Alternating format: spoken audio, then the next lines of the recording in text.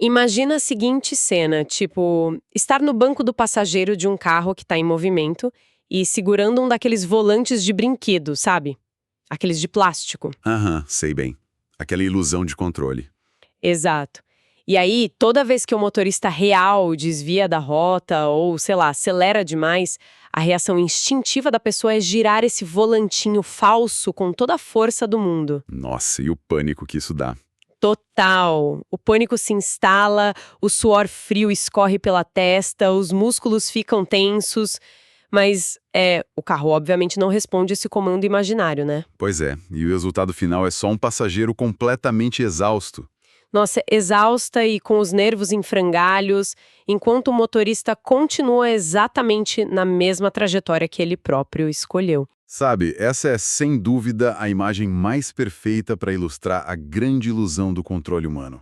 A gente investe uma quantidade colossal de energia emocional, tipo energia física também, tentando manobrar a vida de outras pessoas. A gente tenta demais. Sim, e a física dessa dinâmica é implacável, né?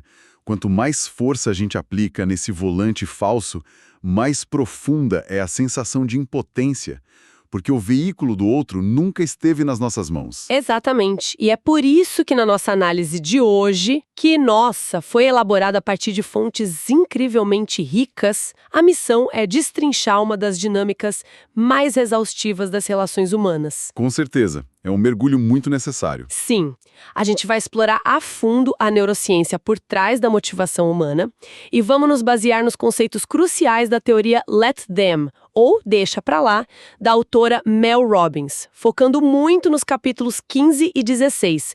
É um material super denso, né? Muito. O foco central dessa nossa imersão é mapear aquela linha finíssima e, cara, muitas vezes perigosa entre apoiar de verdade um adulto que está em dificuldade e, sem querer, acabar facilitando a autodestruição dele. E é um tema que desafia os nossos instintos mais básicos, sabe? De empatia, de proteção. Porque desde muito cedo a gente é ensinado que amar significa intervir. Sim, que quem ama cuida, né? O tempo todo. Exato. Mas a gente precisa desconstruir essa urgência quase biológica de salvar os outros. A ciência comportamental e a neurobiologia mostram com dados contundentes que as nossas melhores intenções frequentemente pavimentam o caminho para os piores resultados possíveis. Certo, então vamos desdobrar isso porque eu tô muito intrigada. Para entender o motivo pelo qual resgatar alguém simplesmente não funciona, a gente precisa olhar para o dia a dia, né? Para as pequenas coisas. Sim, entender por que a simples pressão cotidiana para que alguém mude um hábito tem um efeito, tipo, espetacularmente oposto ao que a gente deseja. E eu gosto de visualizar isso com uma analogia física. Manda ver. Pressionar um adulto para mudar é, sei lá, como empurrar uma mola de metal bem pesada contra uma parede de concreto, Nossa, boa imagem. né? Quanto mais força contínua a gente aplica com a mão, mais energia potencial essa mola acumula. E aí, assim que a pressão diminui por 1 milésimo de segundo, ela salta violentamente na direção contrária. E acaba atingindo quem tentou segurar. E essa física do comportamento encontra total respaldo na neurociência, viu? Sério? Como assim? O material cita o trabalho da neurocientista doutora Tali Sharot, que estuda muito a nossa arquitetura cerebral. E ela explica que os seres humanos têm uma necessidade inata, tipo visceral mesmo, de manter a agência sobre as próprias vidas. Então não é só teimosia. De jeito nenhum. Não é só um traço de personalidade. É um imperativo de sobrevivência moldado pela evolução. Quando um adulto é pressionado a mudar, seja um parceiro insistindo para fazer dieta, ou pais cobrando que o filho procure emprego, o cérebro não processa isso como um ato de amor. Ah, entendi. Processa como num ataque. Exato. O córtex pré-frontal avalia essa pressão como uma ameaça direta à sua autonomia. É quase como se o alarme de incêndio do cérebro disparasse, né? Alertando para um ataque ao próprio instinto de sobrevivência. A pessoa internaliza a mensagem tipo, eu sou dona de mim e a minha liberdade está sob ataque. É exatamente isso. E é nesse momento que a mola pula de volta com toda a força. A resistência vira uma questão de defesa pessoal. Nossa, faz todo sentido. E acho que não para por aí, né? Tem aquele segundo fator neurológico jogando contra a pressão. Sim, o nosso circuito de recompensa. O Dr. K, que é um psiquiatra clínico citado nas fontes, Ele aponta que o cérebro humano é programado biologicamente para buscar prazer imediato. E fugir da dor, claro. Total. Evitar a dor ou o gasto de energia desnecessário.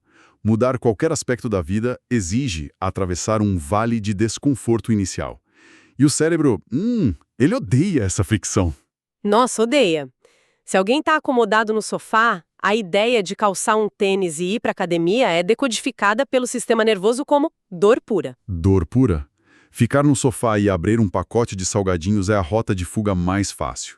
Então, quando se pressiona alguém, você exige que a pessoa enfrente a dor e, ao mesmo tempo, ataca a autonomia dela. Uau! É um ataque duplo. A resposta fisiológica é erguer um muro gigante de resistência. A pressão nunca gera mudança sustentável. Ela só inaugura uma batalha de controle exaustiva. Exato. Então, se a pressão é o equivalente a um tiro saindo pela culatra, qual é a alternativa? A pesquisa apresenta o método do ABC da mudança, Ah, o ABC. que substitui a força bruta por influência sutil. A letra A começa de um jeito bem contraintuitivo, né? Que é apoiar fazendo perguntas ou até pedir desculpas. Pois é. O que é fascinante aqui é essa transposição de uma técnica clínica que a gente chama de entrevista motivacional. Em vez de assumir a postura de um juiz dando sermão, a estratégia é dar um passo atrás. Tipo, pedir desculpas mesmo. Isso. Você começa dizendo, queria pedir desculpas por ter pegado tanto no seu pé em relação a isso. Com isso, as defesas da pessoa caem em hora, porque a ameaça à autonomia sumiu. Nossa, é muito inteligente. E aí você faz uma pergunta aberta, sem julgamento, exato. Uma pergunta carregada de curiosidade, tipo, como você tem se sentido em relação à sua saúde? O objetivo não é encurralar a pessoa para arrancar uma confissão, é criar um espaço seguro para ela verbalizar. Porque ao verbalizar isso em voz alta, a pessoa cria a própria tensão. O choque de realidade vem de dentro para fora. É a mágica do processo. Isso gera um estado de dissonância cognitiva. De repente, a pessoa percebe o abismo entre os valores dela e o comportamento atual. O locus de controle fica intacto, a autonomia é toda dela. Você só abriu a porta. E ela decide atravessar. O que nos leva com muita fluidez para a letra B do ABC, né? Que é dar espaço e observar o comportamento. Isso. O momento de recuar fisicamente e emocionalmente. E é aí que entra o contágio social. Em vez de gastar saliva mandando alguém caminhar, a pessoa, sei lá, calça o próprio tênis e vai fazer a caminhada dela. Porque a doutora Charlotte mostra que, graças aos neurônios espelho, o comportamento é muito contagioso. Muito.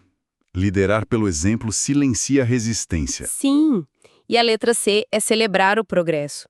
Mas, cara, o material ressalta que isso exige uma paciência monumental.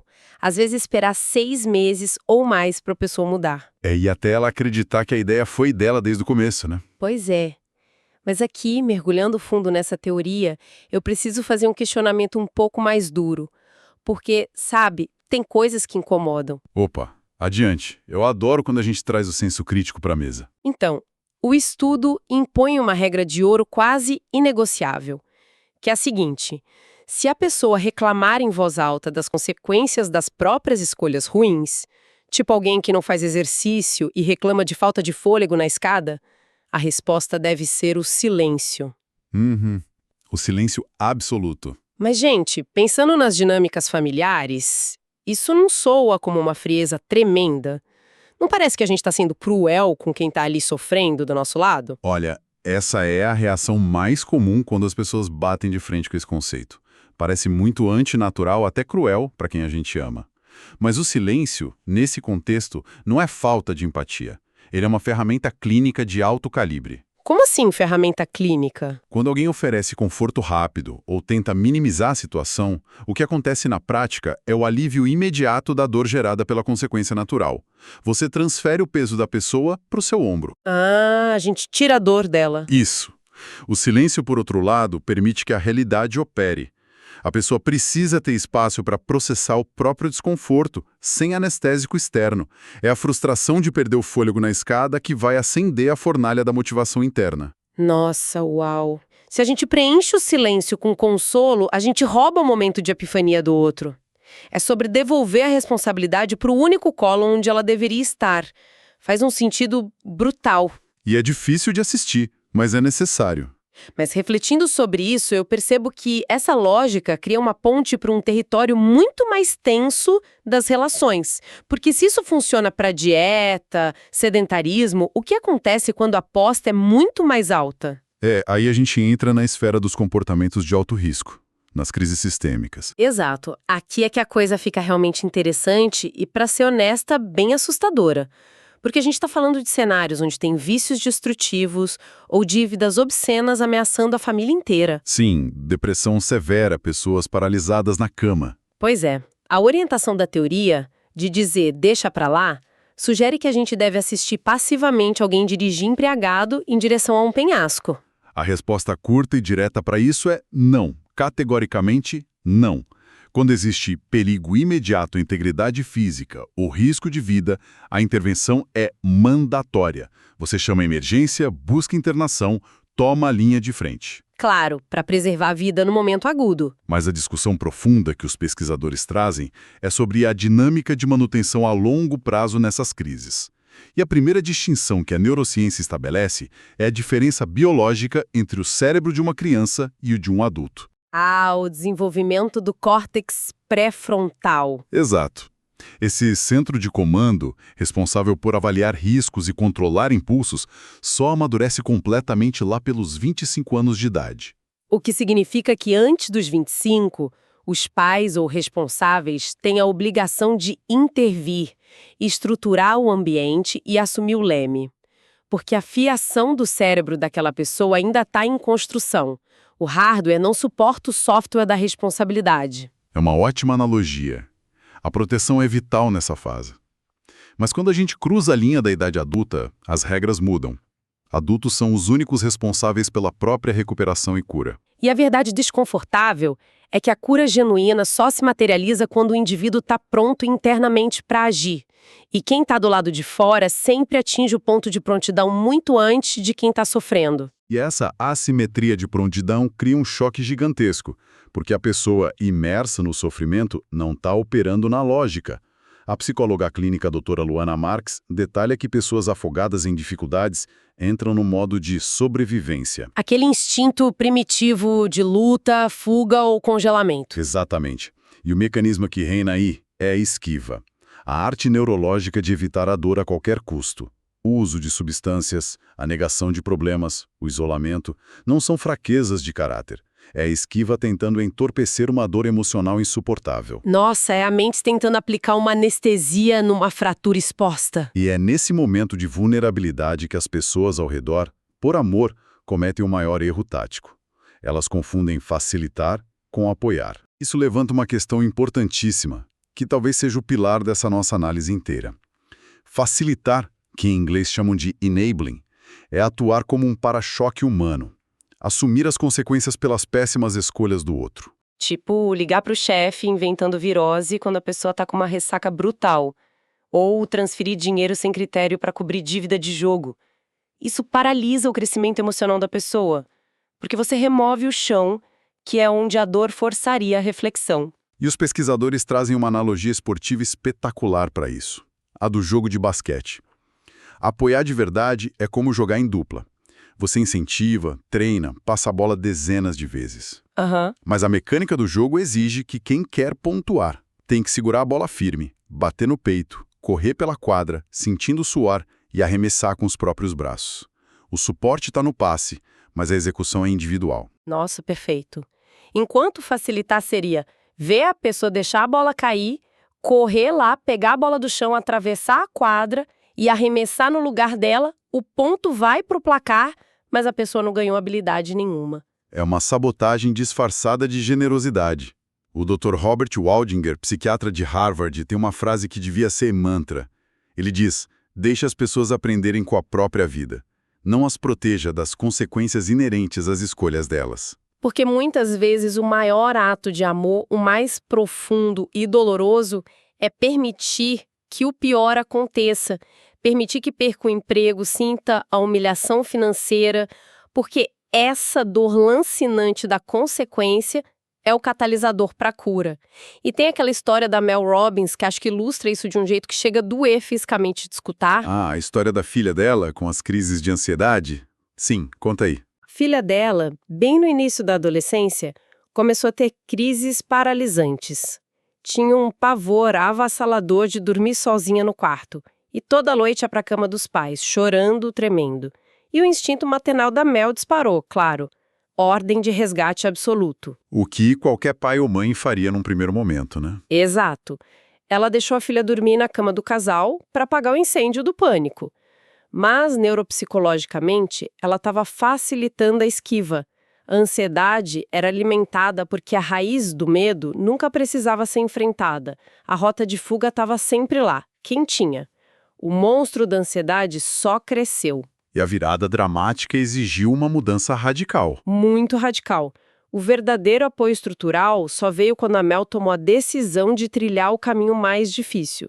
Levantar na madrugada fria, levar a filha chorando de volta para o quarto escuro e a pior parte, fechar a porta e ficar do lado de fora. Nossa, o coração deve ter ficado na mão. Muito. Horas sentada no corredor escutando o choro e as súplicas, mas mantendo a firmeza. Isso enviou uma mensagem silenciosa e inquebrável para o cérebro da adolescente, tipo, eu acredito que a sua força interior é maior que esse medo. Eu não vou fazer por você, mas estou aqui. Se a gente conectar isso ao cenário clínico, a diferença entre alívio temporário e construir resiliência a longo prazo é brutal. Quando a gente resolve os problemas do outro, a gente comete um furto emocional. Roubamos a chance da pessoa de descobrir a própria capacidade de superação. Se a estrada está sempre sendo varrida por outra pessoa, os músculos da perna atrofiam. A pessoa começa a acreditar que é frágil e incapaz. E isso nos leva para a nossa última e crucial sessão. Porque na teoria é lindo, né? Não proteja adultos e tal. Mas na trincheira da vida real, como é que a gente coloca isso em prática? É o grande desafio. E a pesquisa fornece respostas tangíveis, ancoradas na teoria Let Be.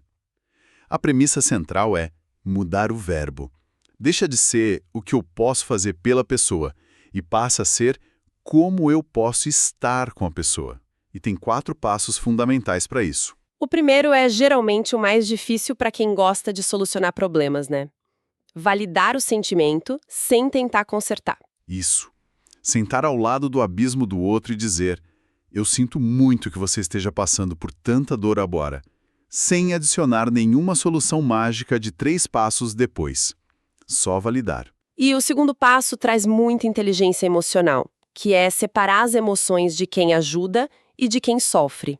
Verbalizar isso. Falar tipo, ver você triste e não resolver tudo também tá doendo em mim. Essa vulnerabilidade humaniza a dinâmica. Não rouba o protagonismo da dor da pessoa, né? E o terceiro passo, que é super subestimado, é o conforto físico cru. Oferecer um abraço longo que ancora a pessoa no presente. Sim, o abraço salva. E o quarto passo é a reafirmação persistente. Mostrar por palavras e atitudes que, apesar do tamanho do obstáculo, a pessoa tem as ferramentas internas para atravessar. Perfeito.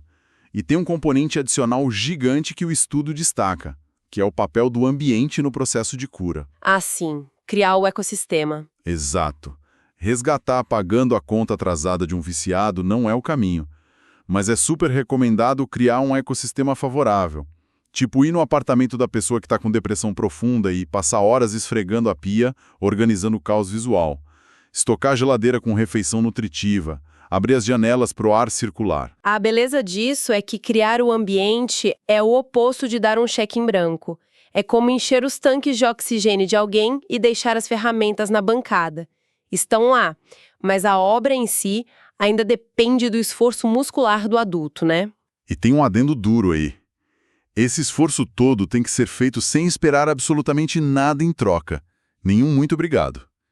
Porque a mente de quem está em colapso está tão focada em não afundar que a função cerebral da gratidão fica offline. Não é maldade da pessoa, é sobrecarga de sistema. Exato.